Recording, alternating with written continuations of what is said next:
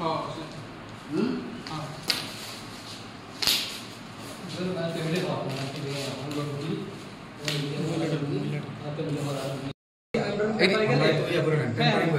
हाँ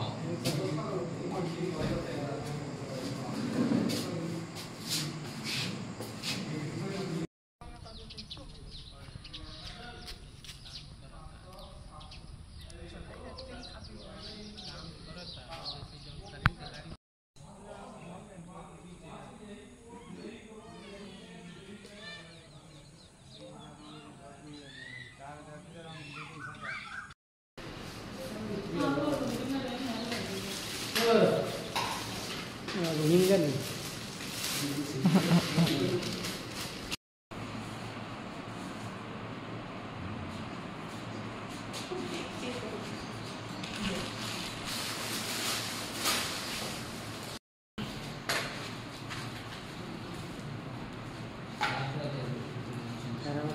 तो मेडिसिन का मुझे जब वास्तु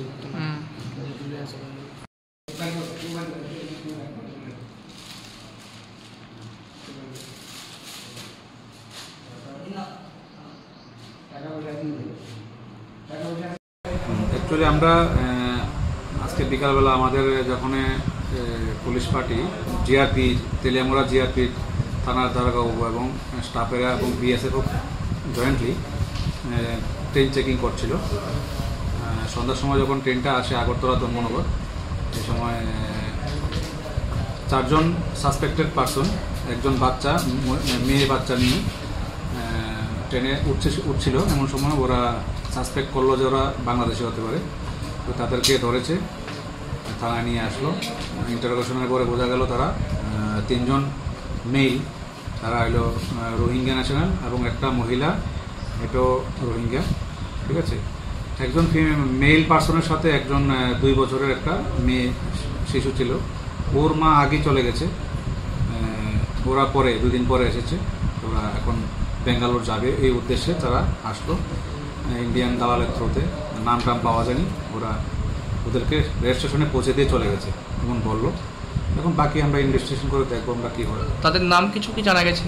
হ্যাঁ, নাম হলো রোহিঙ্গা ন্যাশনালের একজনের নাম হলো মোহাম্মদ রশিদ, একজন মহিলা, ওনার নাম ফরমিন বেগম, 3 নম্বর মোহাম্মদ উসমান, আর 4 নম্বর হলো খাইরুল আমিন। ওর সাথে একটা বেবি গার্ল 2 বছরের, ও পাওয়া গেছে। কি আগামীতে কি পদক্ষেপ গ্রহণ করবেন? কালকে আমরা ওদেরকে কোর্টে পাঠাবো, কোর্টে পাঠাবো। বাকি ওরা জুডিশিয়াল কাস্টডি দেবে না দেবে এটা পরে। প্রাথমিকভাবে কি মনে করছেন ভারতের আর ত্রিপুরার কোন দিক থেকে ঢুকতে পারে? এখন পর্যন্ত পুরা আমরা ইনভেস্টিগেশন এখন কমপ্লিট হয়নি। প্রাথমিকভাবে বোঝা গেছে ওরা বিশাল করে কোনো বর্ডার দিয়ে ওরা ত্রিপুরাতে ঢুকেছে, তারপরে ভেঙে ভেঙে তারা গাড়ি দিয়ে এসেছে, দিয়ে ওরা রেলওয়ে স্টেশন পর্যন্ত এসেছে।